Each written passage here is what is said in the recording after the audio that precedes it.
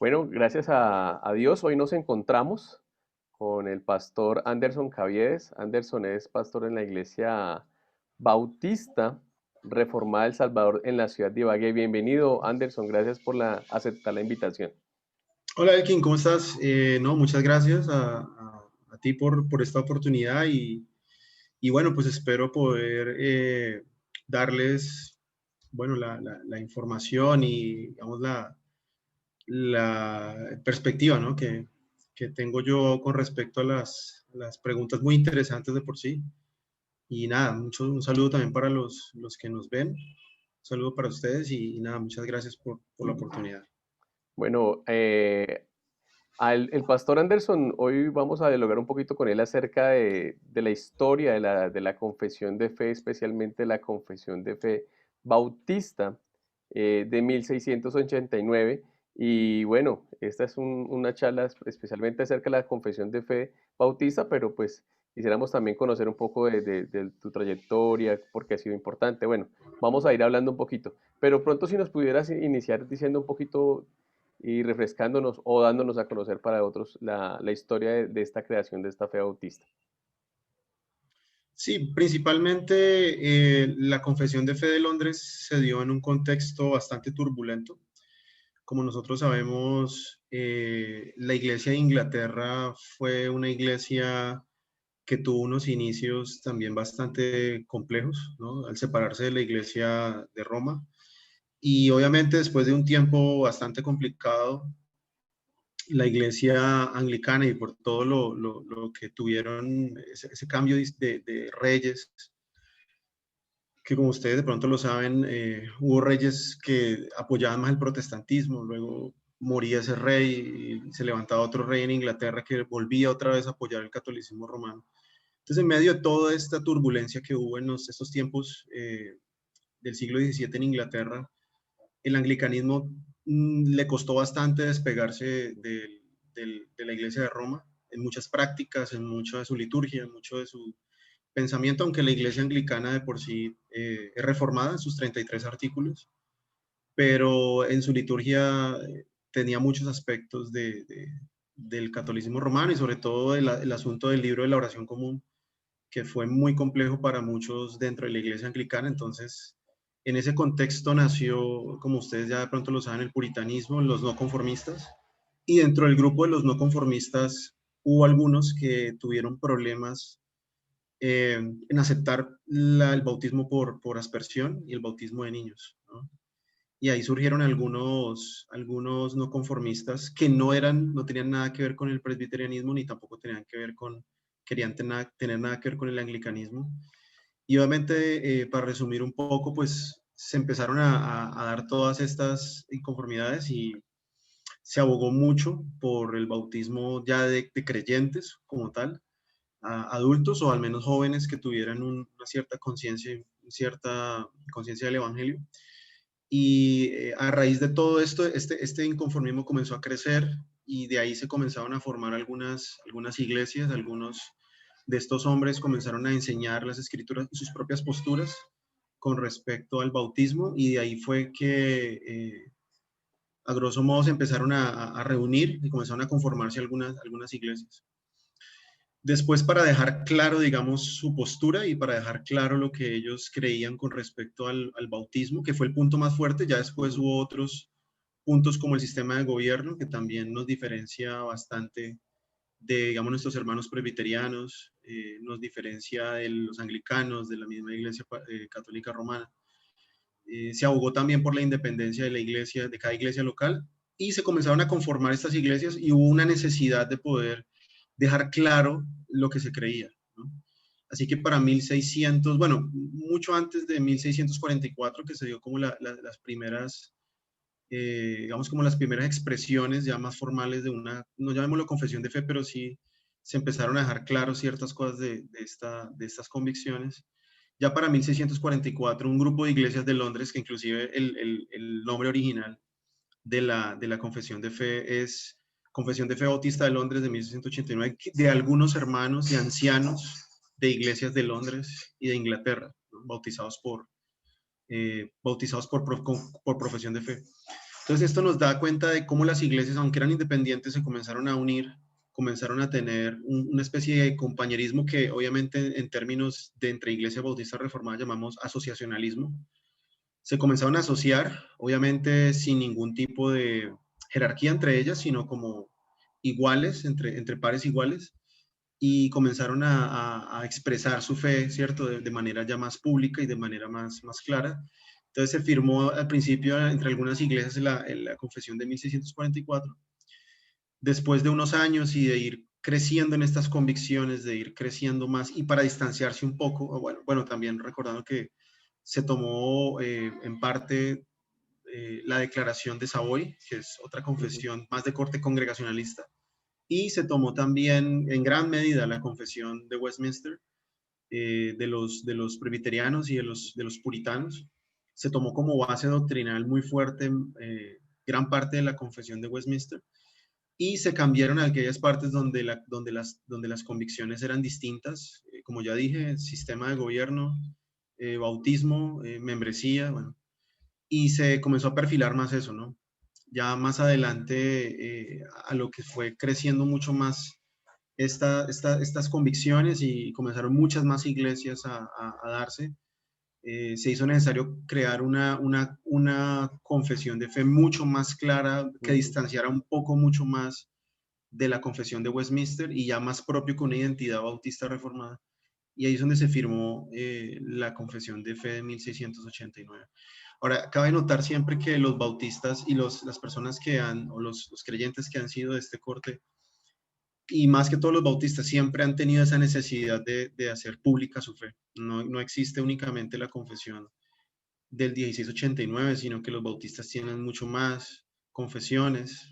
Hay una que es la de fe, creo que se llama la confesión bautista como del año 2000, Ujú.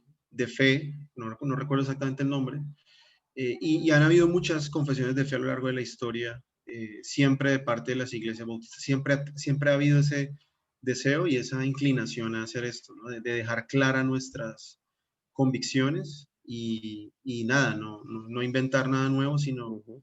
únicamente dejar por escrito, cosa que cualquier persona puede examinar estos documentos y saber que nosotros, o la gran mayoría de los bautistas reformados, creemos y afirmamos también lo que estas confesiones afirman, ¿no? Así como a grosso modo, sin entrar en No, tantos detalles. no, muchas gracias, Anderson, porque nos amplías mucho la historia de cómo surge y el contexto donde se da. Tú mencionabas dos cosas o que creo que son muy relevantes de los bautistas, el tema del bautismo, no de Uh -huh. infantes, sino el bautismo que va a ser posterior, que va a ser diferente, especialmente la anglicana, donde surge la iglesia bautista en Inglaterra, Uh ¿no? -huh. También creo que, aunque no lo mencionaste, creo que otra distinción también podría ser el tema de gobierno. Bueno, sí lo mencionaste, el de gobierno. Sí. Con todo algo que no Uh -huh. mencionaste, que creo que también es pilar de la Iglesia Bautista hoy por hoy, es la predicación de mujeres, ¿no? No sé si quisieras decirnos alguna mención chiquita de esta parte, si está dentro de la confesión de fe, que no Eh, lo sé. bueno, uh -huh. No, dentro de la confesión de fe no había Ok. no hay nada que se diga, obviamente, explícito de esto. Sí se habla, obviamente, en la cuestión del capítulo 26 acerca de la iglesia y se plantea que la iglesia está conformada, bueno, esa es la parte de Ujú. eclesiología, está conformada por ancianos y por miembros, ¿no? Y los ancianos, obviamente, se entiende cuando se habla de ancianos en masculino que son varones, aunque no hay esa distinción porque obviamente en aquella época no habían, digamos, no era común ver, No, era muy raro, de hecho, no ver era mujeres predicadoras. no era un tema de debate para el momento, ¿no?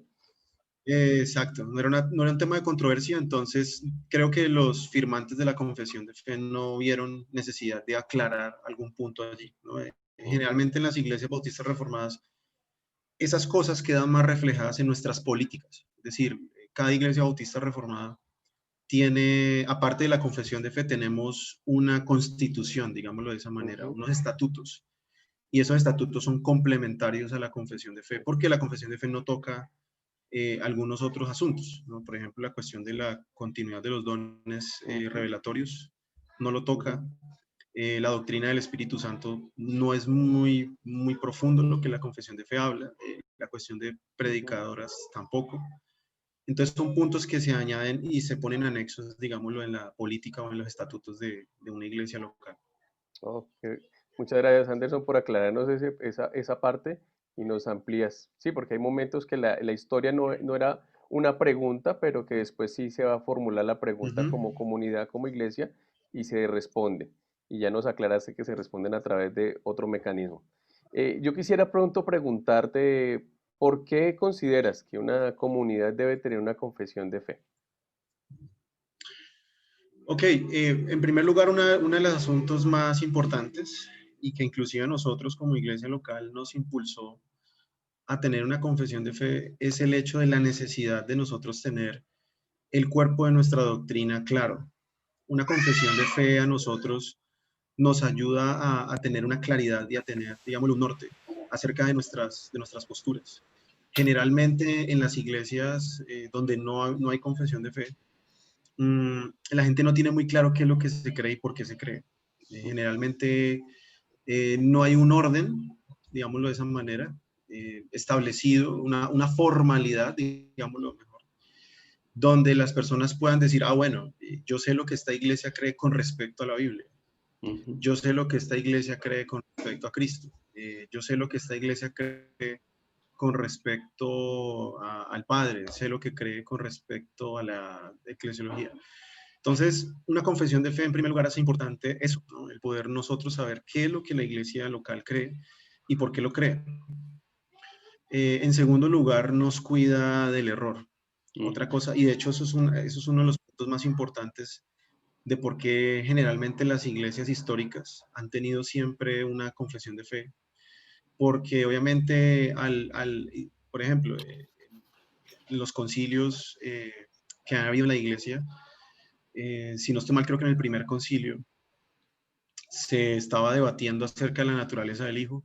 Y Ujú. cuando, claro, se sabía que Arrio tenía cierto problema, ciertas diferencias con respecto a la doctrina del Hijo, cuando se le pidió que firmara este concilio, él no lo hizo, ¿no? O sea, Ujú.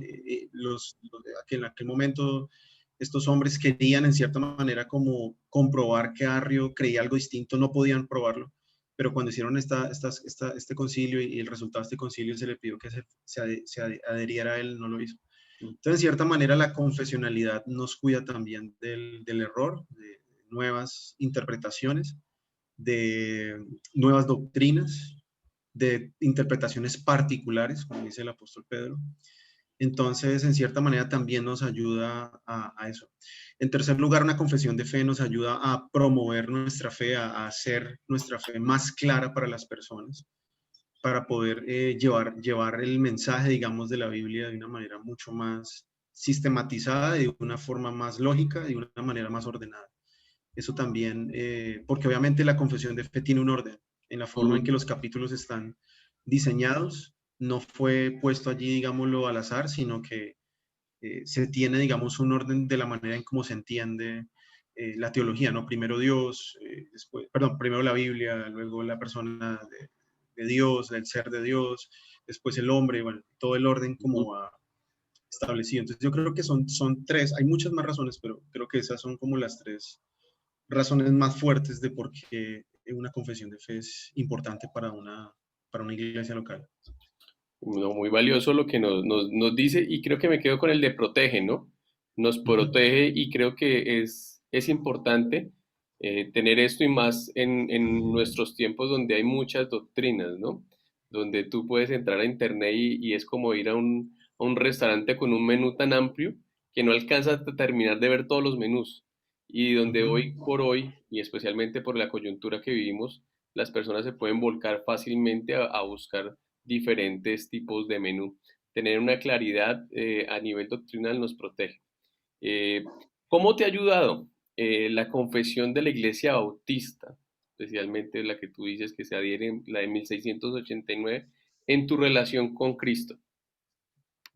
Bueno, eso es un punto también, una pregunta muy importante y muy interesante porque generalmente se acusa, y yo he tenido la oportunidad de vivir eso, se acusa, y yo creo que eso parte de un prejuicio, de que las personas o las iglesias, más bien, que tienen confesiones de fe, están siguiendo doctrinas de hombres, ¿no? Generalmente he escuchado muchas veces ese argumento.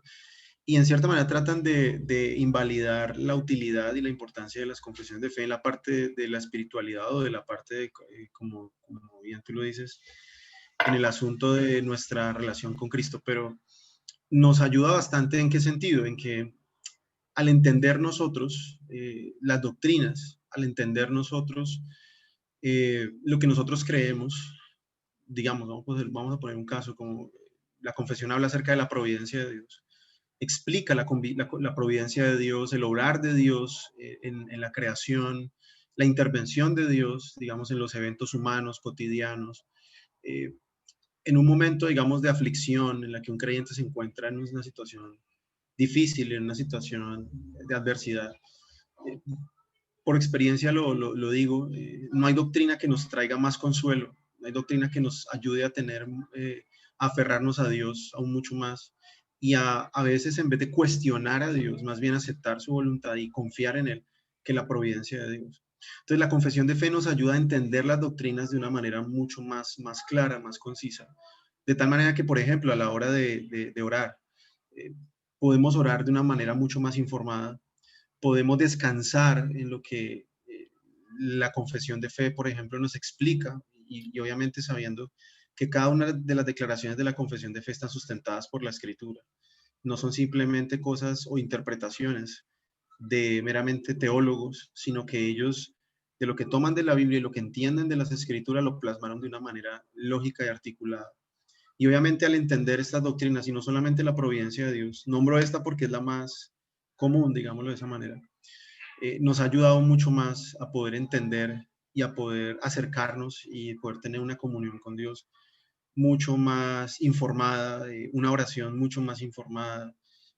Nos ayuda también a controlar, digámoslo, a manejar la ansiedad en los momentos de aflicción, a poder nosotros ver más la belleza de Cristo por como la escritura, por como, perdón, la confesión de fe nos lo muestra, a poder entender un poco el ser de Dios, que creo que la confesión, y eso lo tomaron estos hombres de la confesión de Westminster.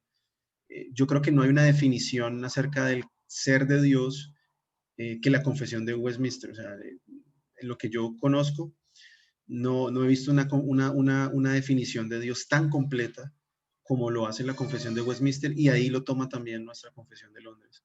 Y al nosotros ver cómo se habla de Dios en su infinitud, en la excelencia de sus atributos, en la excelencia de su persona, eso nos ayuda a acercarnos a Dios aún con más confianza, sabiendo y entendiendo un poco más quién es Dios, cómo actúa Dios, ¿cierto? Dentro de los límites de lo que la escritura misma nos plantea. Bueno, Anderson, creo que nos muestras varios argumentos para ver cómo Dios se va relacionando con nosotros a partir de doctrinas, ¿no? A veces pensamos que las doctrinas nos alejan, es algo rígido por allá, frío, que no Ujú, tiene que ver con nuestra relación con Cristo. Y me voy con alguna palabra que tú mencionas de alguna manera, no sé si la mencionaste, pero está detrás de todo lo que dices, y es conocer a Cristo. Y me vino a la mente Juan 17:3, cuando dice que esta es la vida eterna, que te conozcan a ti, el único Dios verdadero, y a Jesucristo, a quienes has enviado, ¿no?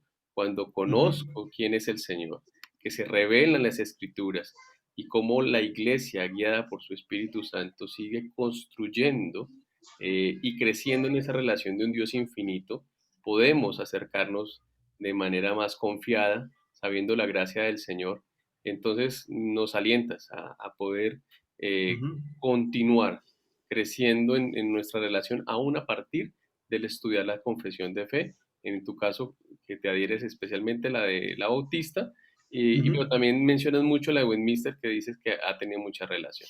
Por último, quería preguntarte, que creo que ya lo has dicho en varias respuestas, es ¿qué punto de la confesión de fe bautista de 1689 es especial, digamos, para ti, que ha sido el punto que tú te enamoraste o que digas, wow, no lo he visto en otra parte? Bueno, es una pregunta que no tiene una respuesta tan sencilla porque precisamente no hay un solo punto de la confesión de fe en la que uno diga solamente por este punto fue... Creo que una de las cosas que nos hizo a nosotros inclinarnos por la confesión de fe de Londres, y precisamente porque pues tuvimos la oportunidad de con nuestra iglesia local al principio, cuando recién empezamos hace unos años, fue poder analizar las confesiones de fe y ver a nuestro propio entendimiento y a nuestras propias convicciones qué se acercaba más a lo que nosotros veíamos en la escritura y que era más conforme con lo que nosotros encontrábamos allí. Eh, un punto importante, por ejemplo, como lo mencioné, la doctrina de Dios, como lo explica la confesión de fe, me parece supremamente completo.